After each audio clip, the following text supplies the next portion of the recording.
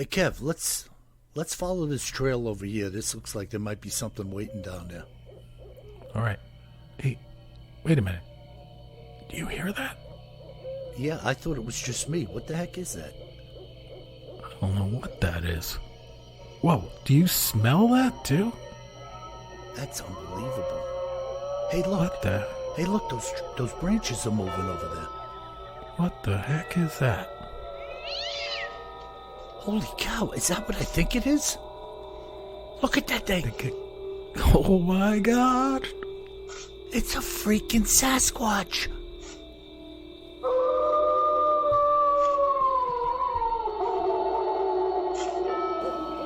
Welcome to the Bigfoot Terror in the Woods Sightings and Encounters podcast. I am your host, W.J. Sheehan, author of the series of books, Bigfoot Terror in the Woods Sightings and Encounters. 12 volumes initially, and now the regional series, which I've been putting together if you're a regular listener. Northeast, Southeast, Pacific Northwest, Southwest, and now Central. All available in paperback, ebook, Kindle, and audio, except for the Central. We're still working on the audio book for that. So stay tuned, go out and buy a couple of copies, support the work, and everybody's going to have a good time, y'all.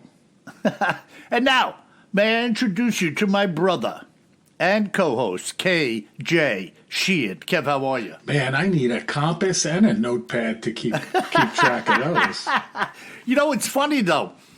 Last night and tonight, I was doing 2 interviews for people who encountered a Bigfoot. And the fella tonight was asking me, he's from Minnesota. He had this sighting in Minnesota. And he was asking me, do you have anything around my area? And I said, there you go, perfect fit. I told him I'm doing this regional series, if you haven't heard me talking about it. And you can open up the Central book, and there's Minnesota. And you can see whatever's there for the picking in your state that I have written about. Very nice. So it's pretty cool, all right? I mean, that was the whole purpose of the regional series, that you could kind of zone in on your area. And not that they're not interesting, they are. You could just read them for the sake of reading them, but you can find out what I've written about in your actual state or maybe your neighboring states, Yeah. You're Mr. Rogers' neighborhood of sorts. Let's leave Mr. Rogers out of this, can we? It's a wonderful day in the neighborhood. A wonderful day for a neighbor. I think King Friday was a bit of a cryptid. Yeah, he needed to be shotgunned into oblivion. They should have had Elmer Fudd show up when King Friday was out with that bent shotgun. Remember him? One barrel was like pointing northeast and the other one was the opposite direction, Oh, yeah. Those guys...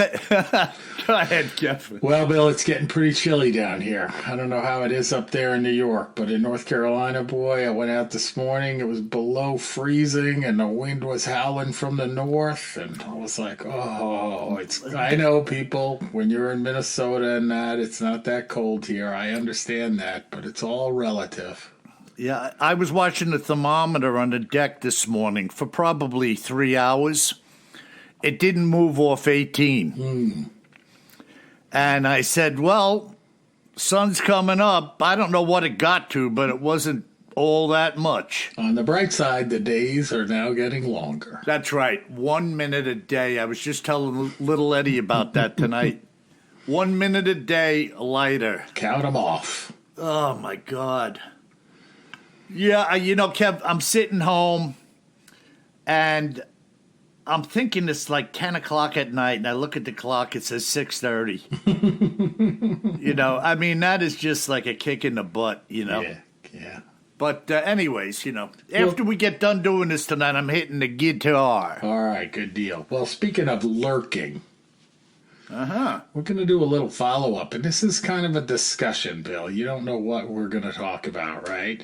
Okay. And we did the episode a few weeks ago on the drones around New Jersey, New York metropolitan area.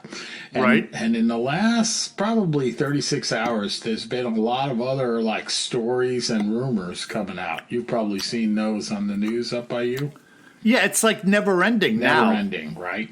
But there's some logic coming out. Like if you remember when we first talked about, or potential logic, I should say.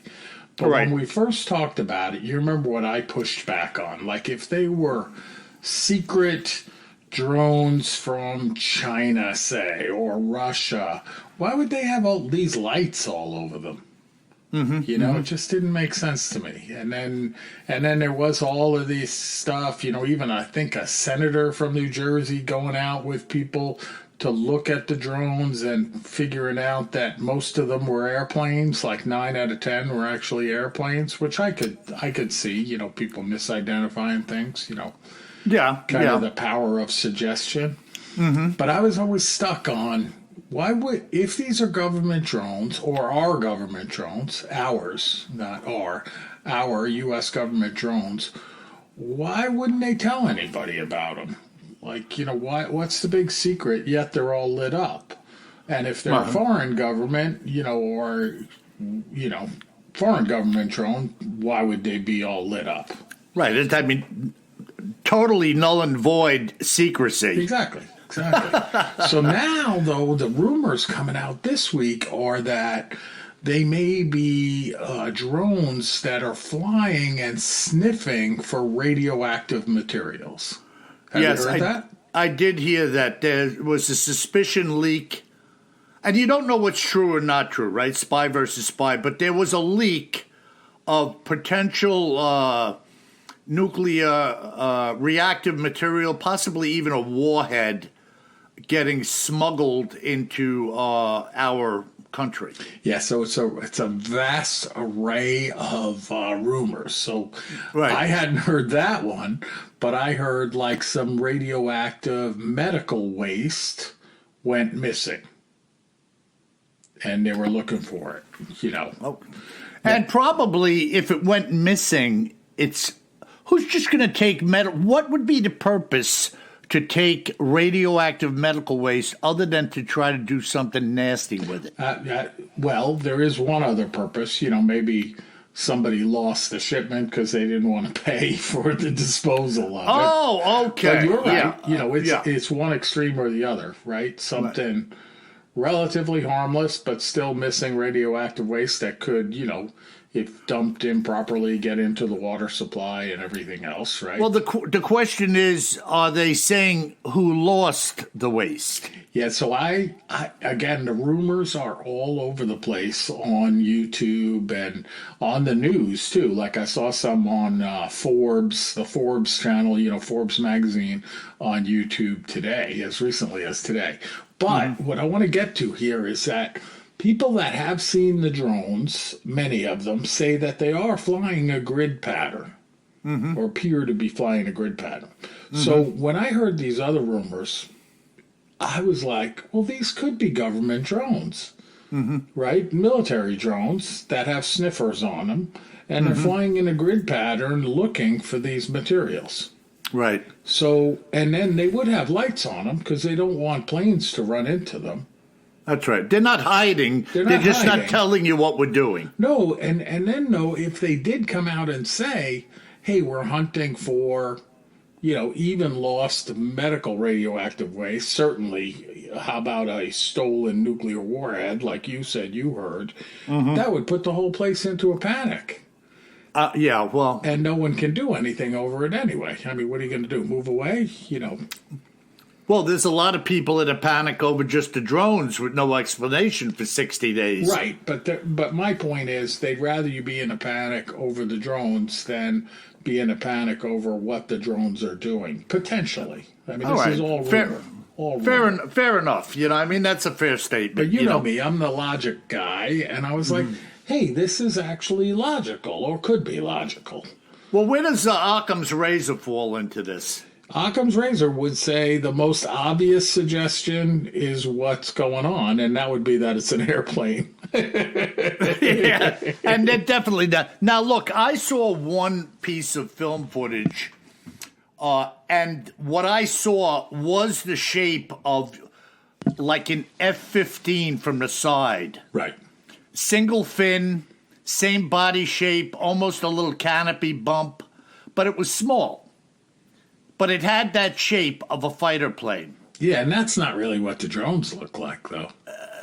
Well, you don't know what the drones look like. We haven't seen them all, I'm sure. But others look kind of box-like. Yeah, most of them don't have people in them, so therefore Right. they don't have canopies and stuff like that. Yeah, I'm just saying that shape. Like you see the drones that they send overseas to attack terrorists. These things fly unmanned, and they launch a Hellfire missile at the car you're in, and you're done, you know? Oh, yeah. But they're generally pretty slow flying and designed to loiter, hang out over a target for a good amount of time. That's my understanding, at least. Not use a lot of fuel, not use a lot of electricity, whatever they run on, and just kind of hang out because you don't have to be moving fast to launch that Hellfire missile. Or No. But listen, as a professional drone manufacturer myself, some of my drones are hypersonic. Oh, I'm sure. And some of them are super slow. So I supply a variety of Those drones. are SS, by the way, super slow. But so after Occam's razor's first suggestion of that it's an airplane and people are seeing the wrong thing, which I do think is partially true. I was out with a friend the other night and he said, "Look, a drone," and I thought he was serious. And by him saying, "Look, a drone," I looked at it and thought it was a drone. Me, with all my aviation background. And he's like, "No, it's not a drone. Look." And I was like, "Oh, yeah, it is a plane." But because he suggested to me that it was a drone, when I looked at it, I thought I saw the shape of a typical drone. No, it's true. I remember, Kim, remember when the tennis courts were first built by Sachem High School? Oh, yeah. So I was up there one night, and, being the aviation guys we are, I swore I was looking at a UFO. And I was pointing it out to a friend of mine at the time, and we're both watching it now and looking. And I'm telling you, man, it had me completely duped. And then all of a sudden, it came out of the position it was and revealed itself to be a plane. Yep. But from the angle and the turn and whatever position it was in the sky, the distance, I thought it was a disc with lights rotating around it. Exactly. So I think this could be, government drones flying a grid pattern. They could just be doing security over these special sites too. In New Jersey and New York. Heightened awareness of security. So they're doing this grid pattern, doing surveillance on the area. And they have their lights on because they don't want to be a hazard to aviation. Right. But they're not announcing what it is because they don't want to scare people. Yeah, and the lights are like over and above bright. They're strobes. They're flashing. Right. I mean, these damn things look like a fireworks display when they're flying around. And they're not hiding at all. It's probably because they're not, squawking their identifier of what they are. So, people don't see them for what they are, these drones on the radar, in the flight control centers and stuff like that. So they got to have a lot of lights on them, too. So, people flying along are like, whoa, what the heck is that? Now, on the radar, do they have to have like a ping to be picked up, or can it just, like a typical aviation radar, like at JFK or LaGuardia or Newark, can they pick up on just an item flying, or does it have to be sending out like some type of transponder signal? No, they can see it generally, as long as it's not stealth. But the transponder helps them identify what it is. I see. That's like its ID card. Yeah, exactly. Okay. And it makes it more visible too, because it's blasting that signal out. Yeah. But the radar reflects off of the object, whatever it is. So what are you making out of this, out of just what you're hearing or heard? What do you suspect? Just, as of today, now my mind moves on every couple of days, right? Because more information comes out. Right. But I said in the beginning, I didn't think these were foreign governments coming after us because they were all lit up. That made no sense to me. Right. And I did think, people were misidentifying planes to be drones from the power of suggestion, not because they're dumb or anything, but power of suggestion is powerful. And seeing things dark is hard to see. And I didn't understand why they were only out at night. So now, I'm thinking, okay, I think this could be some type of government drones, our government's drones, flying in some type of security protocol, patrolling a grid pattern. And they're only doing it at night so that they're not seen as a bunch of drones flying around and scaring people, because they don't want to scare people, especially if there's not really a reason for them to be scared. Yeah. Now let's just take the jump for a minute. That these are very sophisticated drones, which they appear to be, just based on the size. Why would they be flying a grid pattern for so many weeks in a row in the same area, unless they're suspecting that this stuff may still yet arrive? Could be. If you go down the radioactive path, they have other intelligence, perhaps, that says that material is going to come through this area. Yeah, they got they're flying it, sniffing. Yeah, they got intel that it's going to arrive somewhere in this location or through this location. Perhaps, but this is all 100% hearsay. Right, and now we do have some other sightings in different areas of the country, so perhaps there's a mixed bag here if you follow that line of thinking. And again, I think a lot of that is the power of suggestion, right? Yes. When my friend pointed out to me and said, hey, look, there's a drone. And now I was thinking it was a drone like a digi drone, because we see them in the neighborhood all the time. I see them out at the beach all the time. I have one, And by him saying it's a drone, I looked and I was like, oh, yeah, look, there's a drone. And he's like, no, it's not a drone, that's a plane. I was like, oh yeah, look at that. Yeah, so, yeah. I think part of it's, the power of suggestion, too. No, there is. And, the story is yet to be told, and we may never know the actual end result. No, we'll see. There's more information coming out every day. Hopefully it's something harmless, you know what I mean? And nothing to worry about. But I thought that was interesting because for me it was a good explanation of why we're only seeing them at night, yet why are they lit up? Well, maybe they're also trying to detect any Bigfoot moving about in the woods over there. They're trying to, they had reports of Bigfoot in the trees over there. They're trying to confirm it. Not the Jersey Devil. Could be a Jersey Devil. Could be a high-flying Jersey Devil. Remember, they do have wings.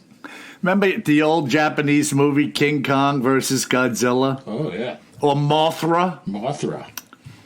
What if it was like the Jersey Devil versus Bigfoot? I was thinking Bigfoot versus Mothra. Mothra. That was so corny and cheesy. Japanese women that would be like singing with Mothra. Yeah. I don't know what happened there. That was sickening. I really couldn't stand I don't that know stuff. what was going on there. Like, what were they doing? They were supposed to be like tuned in with the giant moth, Oh, so they were telling it like what to do? Yeah, being friends with it or something, Perfect. And remember, it used to flap the wings, and all the army trucks and everything would start flying on around. The ground and stuff. It's like a tornado. F5 tornado when it flapped its wings. Rodan did that too, if you remember Rodan. Rodan! Oh, man.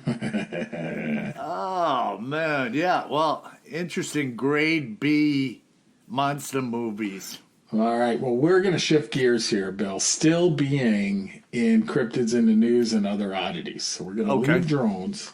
And speaking of Bigfoot, we're going to talk a little bit about a sighting that I found online from Indiana sportsmen that goes back like 19 years, but I hadn't seen it before.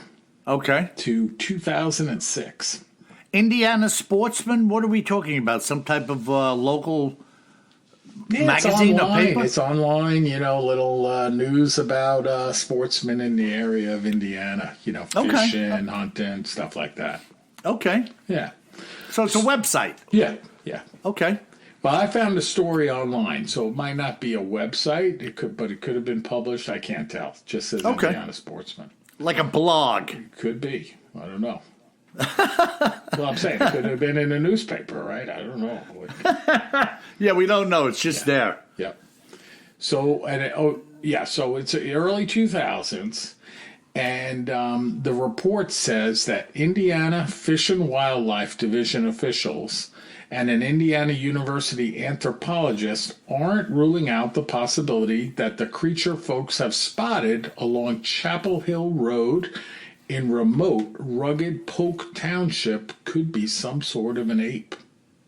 And this is this is near a place called Lake Monroe in the Hoosier National Forest, which is like between Louisville and Indianapolis. And Okay. we've covered some cryptids in that region of the country already. Mm-hmm. So it's pretty rugged place. Yeah, there's it's a relative hotspot for sightings. Right. So here's the account, okay? So Okay. two friends, Dale Moore and Penny Howell, had just driven up when they spotted the animal about 200 feet away at the back of a cleared piece of property. Not far, 200 Not feet. far. They described it as standing in a sort of crouch on its rear legs, long front arms hanging down in front of it. They said it was covered in very long, nearly black hair, and guessed its height around 5 feet tall and weighing over 200 pounds. So smaller than, what we typically see in terms of Bigfoot. Right, right. And they said when the creature saw them, it turned and moved away down the slope into the woods.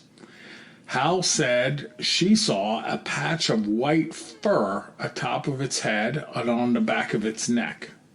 Huh. So kind of interesting, right? Yeah, but 5 foot stout at 5 foot and 200, you're Yeah. a pretty burly bugger. You know what I mean? Yeah. And they went, and so it went down this slope and into the woods, and they said that it left tracks in the damp clay, tracks that were still visible the next afternoon. Huh. And the tracks were like 4 by 5 inches with 4 toe impressions and a heel mark. As it was 4-toed rather than 5-toed, they ruled out a bear. Okay, I guess bears have 5 toes. So Okay. And they said the prints were similar to cougar tracks, but for one feature. Many of the toe prints were tipped by deep punctures in the clay, apparently from long claws. In one print, 3 claws had cut deep incisions 1.5 inches long. And that confused me a little bit. I'm like, wait, so it's not a cougar, but it has claws, right? Right, right. And this DNR wildlife biologist, Jim Mitchell, said that cougars don't leave claw marks when they walk. No, just pad prints. Just pad prints, right? Which Right. makes sense. And I have seen cougar tracks, and I can vouch for that. And they said while the boots they were walking in wouldn't dent the still wet clay, the next day the animals' tracks were pressed a good 1/2 inch or more into the clay. Right. So they were hard and they were pointed And heavy. and heavy. Right.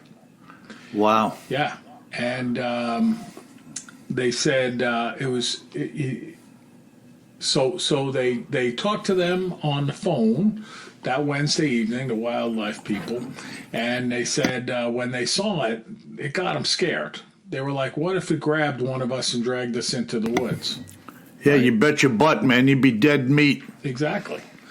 And they said, although it looked like it walked like a bear, it was up on its hind legs, and Hal said it looked much more ape-like than a bear.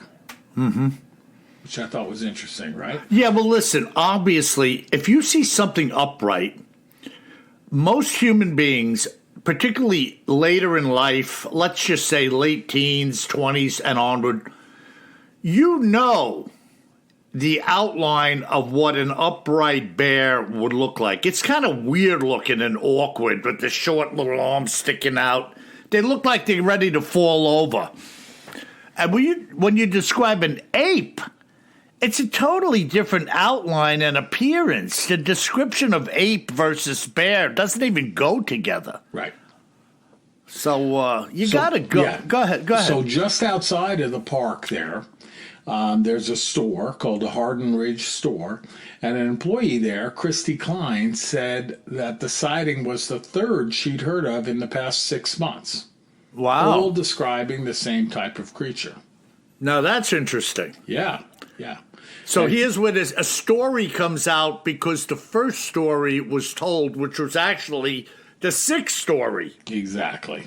But because the sixth one was made known, the other five will now, there's been 5 others in the past 6 months, Yep. And she said one of the women who had seen it at the entrance to Hardin Ridge, said that it didn't seem to show any fear and it didn't run away from her.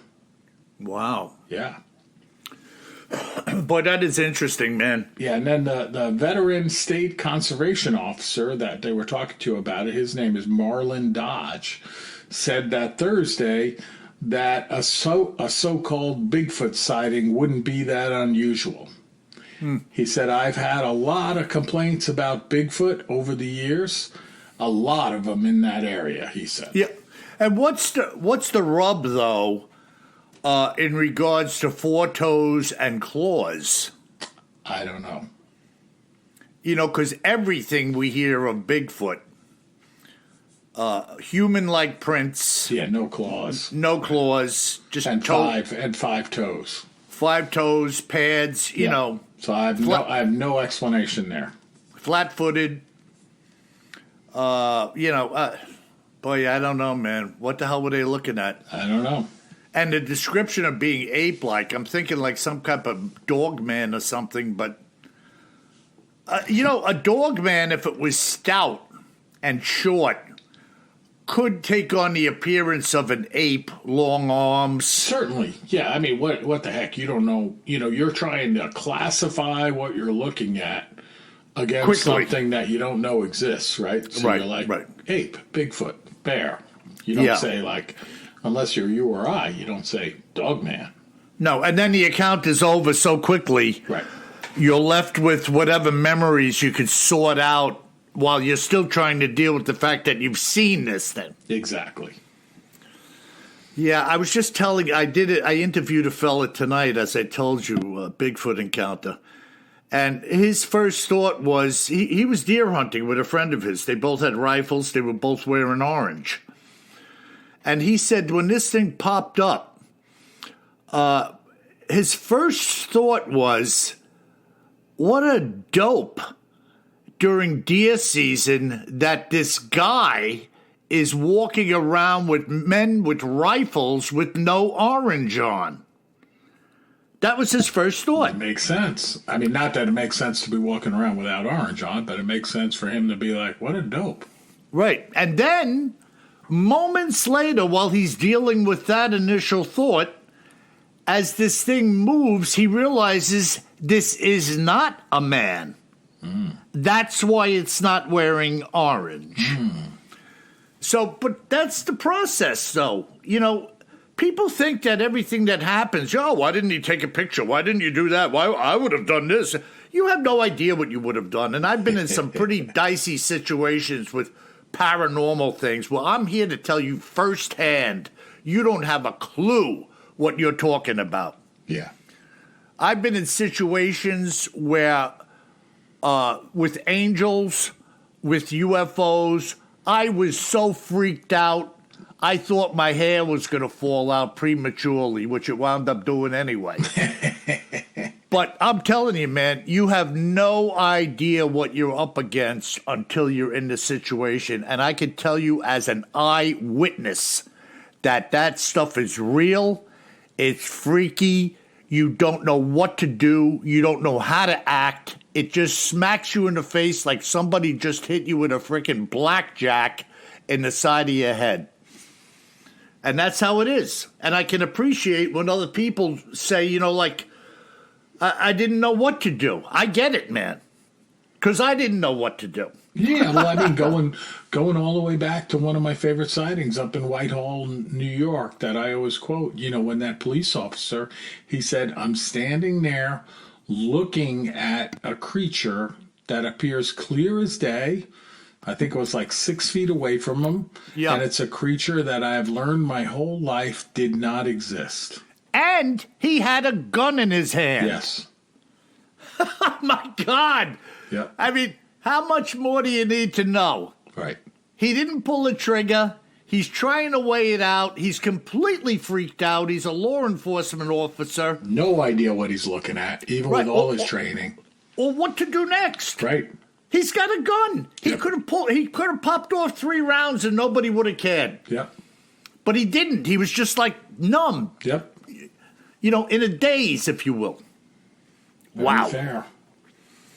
Amazing, Kev. So nothing more was said about this encounter up there in the Hoosier National Forest area. That's it. Yeah. Wow. Well, let me get into a couple of shorties here tonight. You think we got time for 2 shorties or one? I think so. Okay. This sighting was brought to my attention by a 99-year-old man named Olaf Wolf, a Norwegian immigrant who lived in Wisconsin his entire life. And this is what he had to share with me.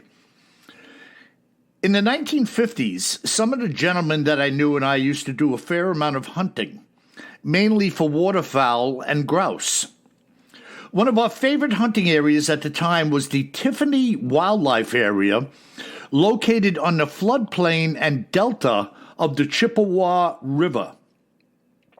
It is maybe a mile or so northwest of Nelson, Wisconsin. Anybody knows this area? Chime in with us. It was a floodplain when the water levels were up, which they were this particular year. And this area could not be beat for duck hunting. In the interior portion, the wildlife area is mostly what is known as a river bottomland, which is made up of sloughs, small lakes, and swamps. Hold on. 2 pieces of paper stuck together, yeah? Swamps that are prone to flooding when the water level of the Chippewa rises. At the time, the total area of the preserve was over 10,000 acres and also included a large timbered forest. Some of the best deer hunting in the state was to be had right there. There was also a great deal of fur trapping for beaver, otter, mink, and muskrats, so there was quite a bit going on in this area. He says we would go up here maybe twice a year to hunt grouse and squirrels. On this particular day, I and 2 other gentlemen were walking on the border of the timber at the edge of the floodplain. We had gotten into a few grouse, and as we followed their movements, we wound up in this area where we had an excellent view of the Chippewa and a large tract of flooded marshland.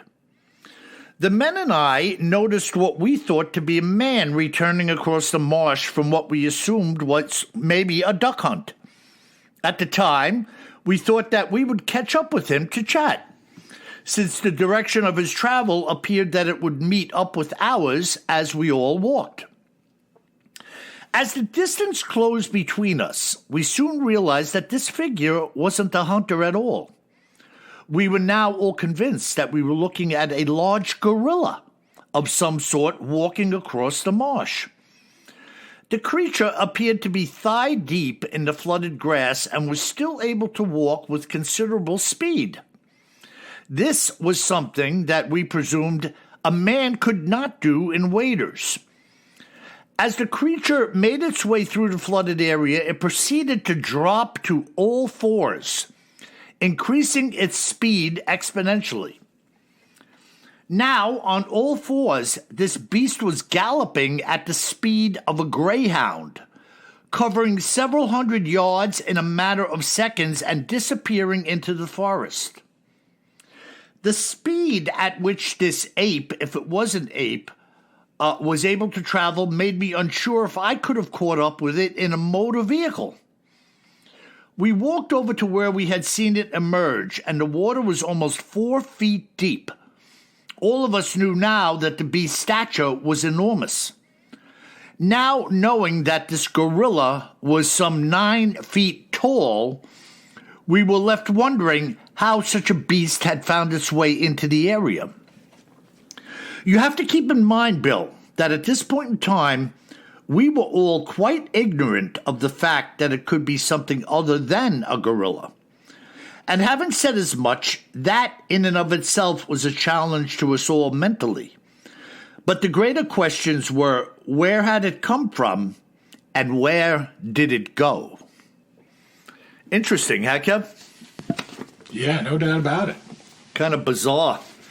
Up there in Wisconsin. It's funny, like you were talking about a potential ape, potential Bigfoot sighting, and that's what I was talking about, too, in Indiana. Yeah, and here's a guy. Just by chance. Ape, identifying what they're seeing as a gorilla. Yep. And again, 99 years old. At the time, like he says, nobody even spoke about, Bigfoot. Right. We just didn't, we're seeing something like he says in the end, where did it come from and where did it go? And what is it doing here? Yeah. Yeah. 3 questions. Yep. Fair questions. Now, here's the other one. You'll appreciate this, Kev, because you know where it came from? Watkins Glen, the old racetrack. The old Formula One track in upstate New York. That's right. Now, listen to this. This sighting was brought to my attention by Henry Mays. He used to live up in Westchester. And this is what Henry had to say. I'll be honest with you, Bill, that this almost did not happen. There was a time in my life when I wouldn't consider sharing what I saw that day with you or anyone else. But the older I get, the less I care. And so here I am on the phone with you. Anyway, it was June in '62 when I got to the Glen, as it was then known, to watch the Glen Classic Sports Car Road Races. This was a Sports Car Club of America main event, and I had made it my business to be there as often as I could. At the time, I was the owner of a Jaguar drop-head coupe that was not involved in the race. I was strictly an enthusiast and a spectator of the events that weekend. At the time, it was a fairly new 2.3-mile closed-circuit road course. And if you like sports cars, crowds, and fun, this was the place to be. In spite of my fancy for sports cars, Watkins Glen had a lot of interesting things to do and was a great place to spend a week or two on vacation, which I typically did. And just to give you an idea about what I'm talking about, I love the details. They actually had an organized archery area with targets to shoot, a private tract of land that was stocked with small game for archers to hunt on. They had just built the new Watkins Glen golf course, which was 9 holes of great golf just north of Lake Seneca. And they also had this grand old wooden lake boat that would pick up passengers on the hour and take them for a tour of Seneca Lake. It was really quite extraordinary. And then there was the Glen itself, which was located right in the middle of the village. It's a series of streams and falls which meander through a mile-long gorge that has in many areas been set up with walkways and even night spotlighting for enjoyment. Now, then there's the place where my sighting occurred. There is a spot just below a small waterfall in a place called Catherine Creek, where I used to cast a fly whenever I was there. This little waterfall appeared like it was emerging from a stack of slate slabs and dropped into a beautiful little pool with the creek traveling away from it. Now, usually there'd be a line of men fishing along the creek. But on the day I was there, it was drizzling slightly, and there was nobody around but me. I had been casting the fly, working the pool, when I decided to walk downstream a little bit in pursuit of some better fishing. It was then, as I was standing on one side of the creek, that I swore I saw something moving around in the bushes on the other side. But it moved so quickly I wasn't sure what I had seen. Just a few moments later, the upper half of an enormous black fur-covered body was standing diagonally to me on the other side of the creek, looking at me. I couldn't believe my eyes, yet there it was. If I didn't know any better, I would have told you it was a giant gorilla. Though the reality was it didn't look like a gorilla. It was much too tall and stood very erect. It just stood there, kind of swaying back and forth looking at me. And it was in no way trying to hide from my view. I remember that it kept playing with the leaves on a branch next to it as it was swaying back and forth, and it appeared, as we used to say many years ago, that it had ants in its pants. In other words, it looked nervous. I would also like to add something I hadn't really thought much about until many years later, which is that the creature, which I now know was a Bigfoot, had breasts. So I believe that I was seeing at the time a female. And the other thing was this. I've heard of others describing a weightlifter type of physique, but what I saw was nothing of the sort. At the waist, this Bigfoot was maybe 3 feet wide and maintained that width throughout the entire chest. Of course, the shoulders were wider, which they would be. And although it didn't appear fat, it didn't look particularly virile either. Kind of like when you see a bear walking. Now, please don't get me wrong. This was maybe 8 feet tall and had to have weighed close to 1,000 pounds. I am certain that such a beast has incredible strength and abilities. And I'm just saying it didn't appear to be of superhero stature, if that makes any sense to you.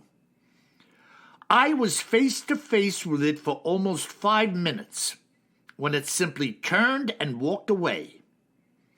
The face also was a giveaway that it wasn't a gorilla. Because yes, it was big and hairy, but that's it. If anything, the face looked more human than it did ape. There you have it, Kev. Wow, man, that's pretty interesting. Watkins Glen in the drizzling rain. Yeah, and it's pretty rural up there. Have you been up to Seneca Lake, Bill? No. It is beautiful. Boy, but I was in Seneca Junior High School. Very good, very good. Well played. But it is beautiful up there. Really beautiful country. I haven't been up there in more than 25 years. But I remember being on the shores of Seneca Lake and drinking some wine in a winery there and thinking I was in Europe. Like where the heck am I? So beautiful. Yeah, beautiful spot. And him describing all that stuff going on, the new golf course, the historic boat to take you out for a ride, the archery, but it sounds spectacular. You know what it is, Kev? When I'm doing certain interviews, if people are really forthcoming, like really bringing you into their world, I'll put it in there. Yeah. Because I think it's interesting to kind of know a little bit more about them, how detail-oriented they are, what kind of person they are. Well, and it certainly helps set the scene, too.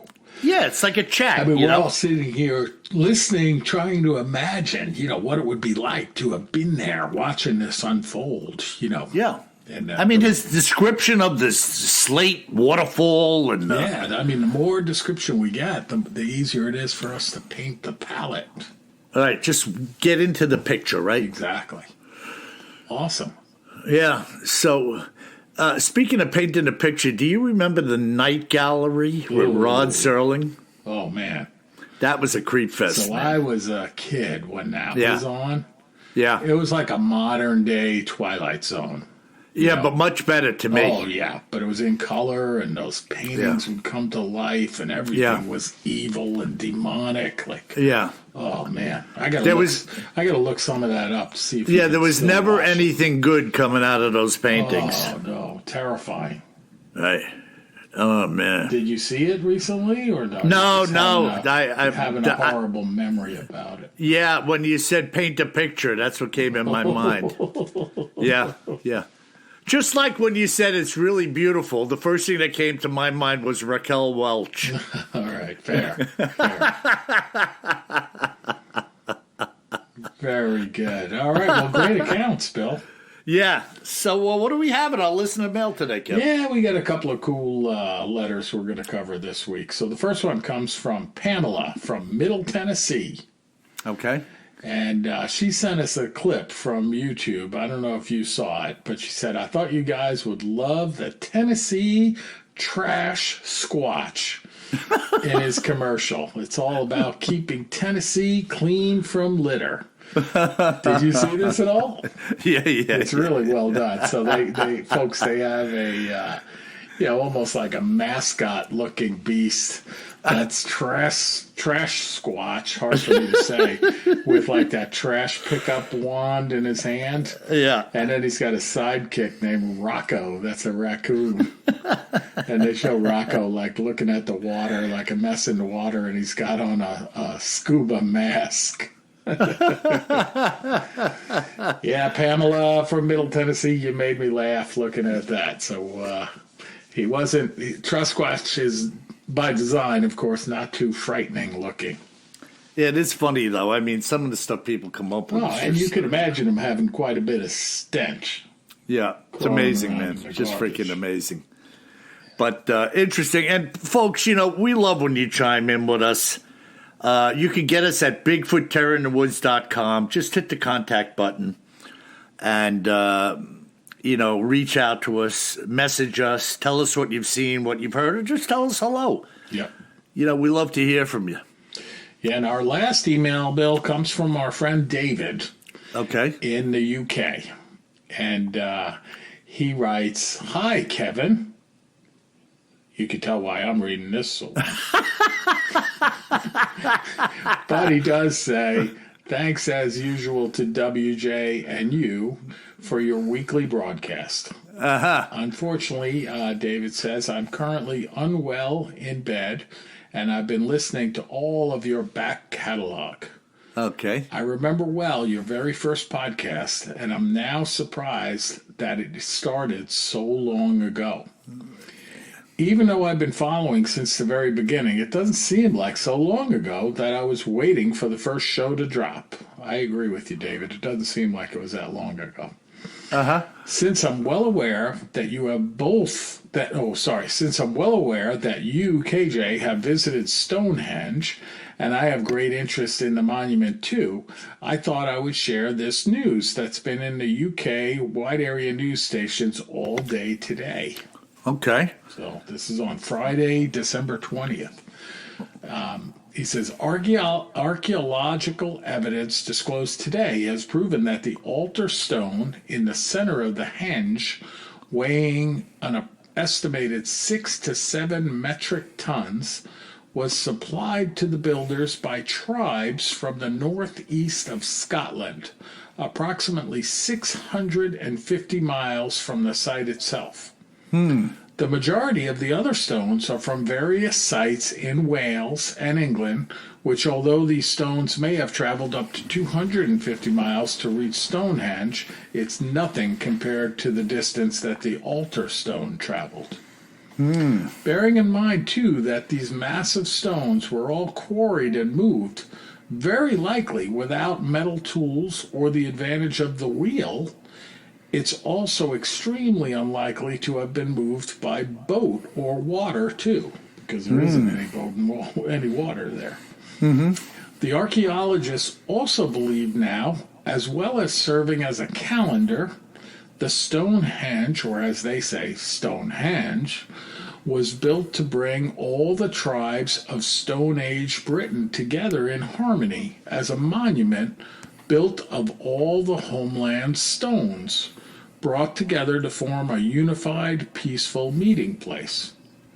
I've known for some time that huge gatherings of the mixed tribes were held at regular intervals at Stonehenge, allowing for feasts and religious rites at these times. Personally, I find it astonishing that people without the wheel could move something like this. That kind of distance. Even if it was moved on a sled using oxen or horses, it would probably have taken a huge number of people and animals, as well as wood for the repairs and rebuilding to move these giant stones from their origin to destination. Thank you so much for your weekly efforts in bringing us the Sheehan entertainment. Excellent, I man. wish you both and your families a very happy Christmas and a prosperous New Year. Very kind rewards. David, and David, if you recall, he calls himself Ox the Sasquatch. But David, I hope you're feeling better, and I hope you have a happy Christmas. This'll air after Christmas, so I hope you had a happy Christmas. And thank you for the update on Stonehenge. I am fascinated with the place, and I do believe, it certainly was used as a calendar. And it's also interesting, this theory that it was also a meeting place. That is one of the other theories there, that they would come together. But the fact that these stones come from all different places in the region, that also supports that idea, right? Have a little bit from here, a little bit from there, so it's ours instead of one tribe building it and other tribes visiting it. So, do we know that these stones came from different places? Because 100%. There's no stones around there. No, but I mean, I saw a show on it a while back, and they presumed that it came from this one particular area, all of the stones, and they were all brought from there to there. That's the original thought, and I guess now that they're doing additional research on the stone, and better technology and stuff like that, they can tell that the materials are slightly different and come from different places, have different elements in them and stuff like that. So this is the first I saw this story that David put, that this one stone came from so far away, but it's pretty interesting. And when I was there, I guess it was 2 summers ago now, boy, time flies. Talk about time flying, David. 2 summers ago, and they had the mock-up at that point of these giant wooden sleds that they have recreated in order to try moving these stones. Yes, yeah. No, it's possible. Yeah. Very labor intensive, but possible. Oh, yeah. And Very listen, cool. As long as there's plenty of women around, you got plenty of labor. Sorry, The ladies. thoughts of my brother do not represent my thoughts. I think most of the ladies in our audience understand my madness. Wow, All right, interesting. Bill, well, great podcast, even with those last comments. And some great accounts and some great listener mail, too. And by the way, Jane knows I'm kidding, right, Jane? Well, folks, if you should find yourself wandering around in the woods of Wisconsin, Watkins Glen, wherever you may be, you best remember one thing, my friends. Always carry more gun than you think you're going to need. Sleep tight.